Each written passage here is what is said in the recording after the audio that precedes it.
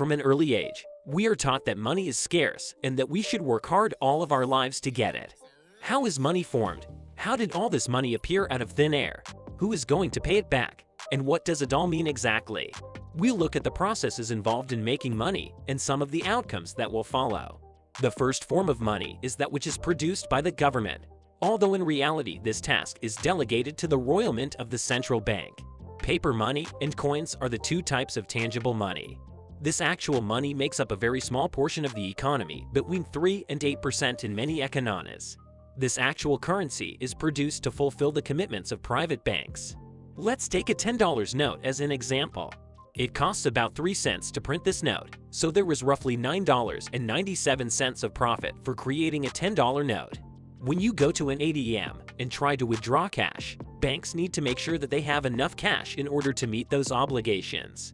You might wonder why governments don't always print physical money, given that they can reduce taxes on the general public and make money from printing and minting coins. This $9.97 of government revenue is known as senior rich, so you might wonder why. Politicians play a major role in why governments don't produce the majority of money.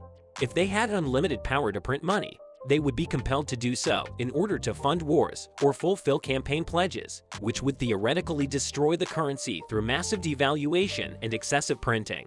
It is important to remember that the more money is in circulation, the less value it has. For instance, if there is massive inflation and the average Joe has $1 million, but that million only buys an apple, how much is $1 million actually worth? Inflation is the gradual decline in the purchasing power of money, and when it gets out of control, money loses all value. Recent examples of runaway inflation include Argentina, Zimbabwe, and Venezuela.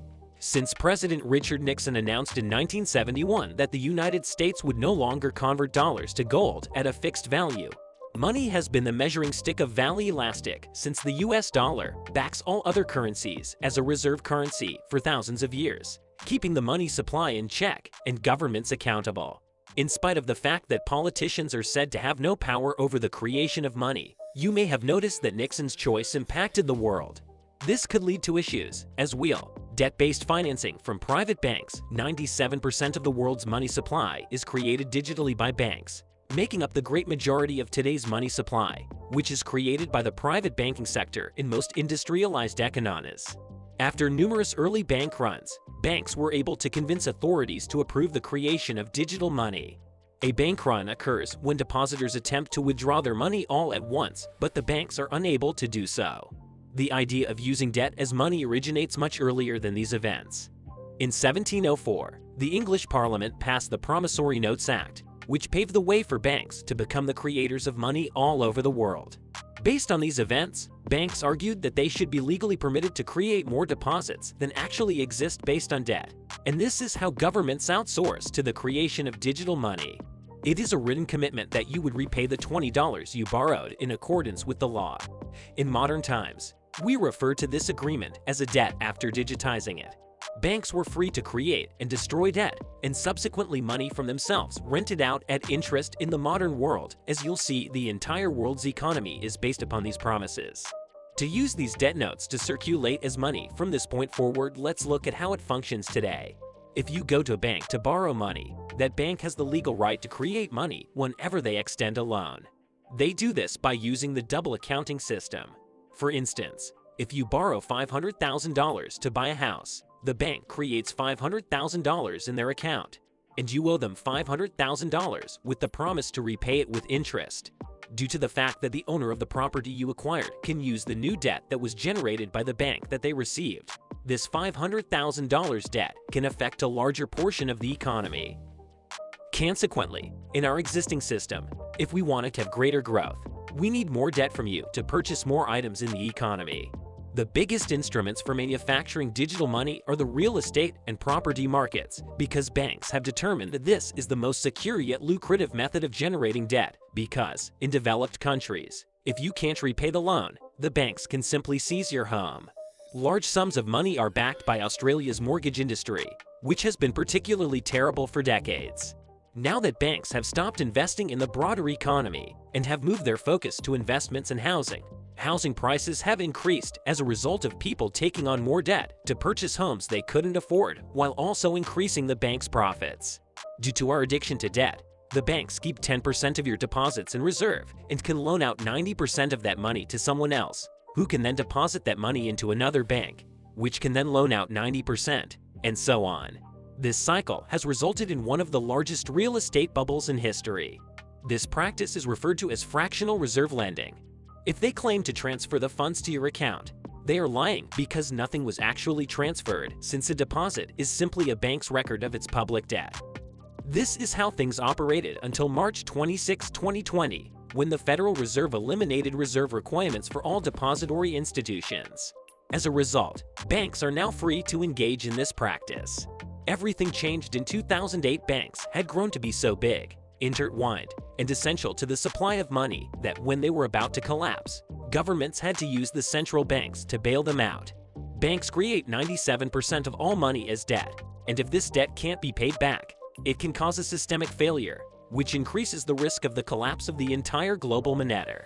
Some analysts mark this as the very point that the real economy died in 2008, but has been on life support ever since, a decade of extremely low interest rates, which essentially made the cost of borrowing money free of caused market distortions so significant that they have compounded the entire problem. There were short-term gains for the consequence of long-term pain when private banks made risky bets and suffered losses. But as Fed Chairman Jerome Powell mentioned in a recent interview for CNBC's A 60 Minutes feature, central banks could rescue them with their infinite wallet. Yes, that is another way to look at it. However, by law, Chairman Powell's Federal Reserve is only permitted to lend money that must be repaid. It is also important to keep in mind that governments cannot simply print money. Instead, central banks have the ability to create money digitally by purchasing treasury bills, bonds, and other securities that are guaranteed by the government.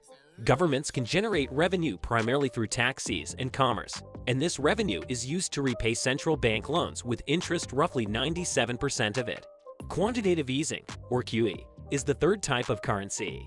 In 1989, the Japanese central bank created a new type of currency called quantitative easing.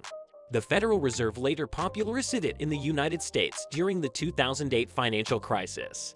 During times of extreme events, like the financial crisis of 2008, a central bank will create money and use it to make loans directly to the banking sector, large enterprises, and most recently, the general public.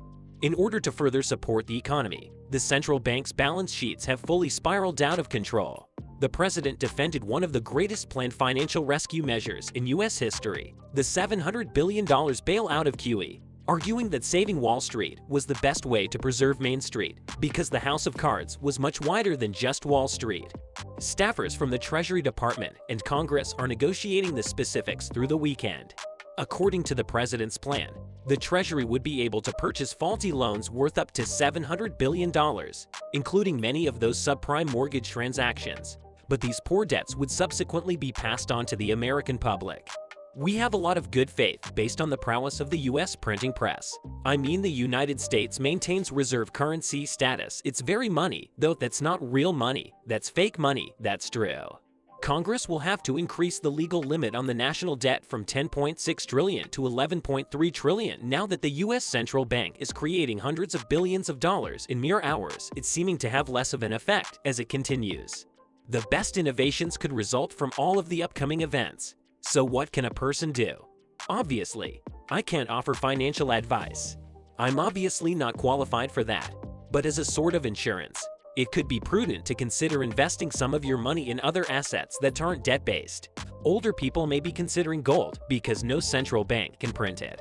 The last people on earth to hear you, Bank of America and even Goldman Sachs, think you're right because they've seen gold's potential and are referring to it as the money of last resort. Even other central banks are buying gold at unprecedented levels, including those in China and Russia. I believe they are aware of what is about to occur. If you're young, you might be drawn to cryptocurrencies.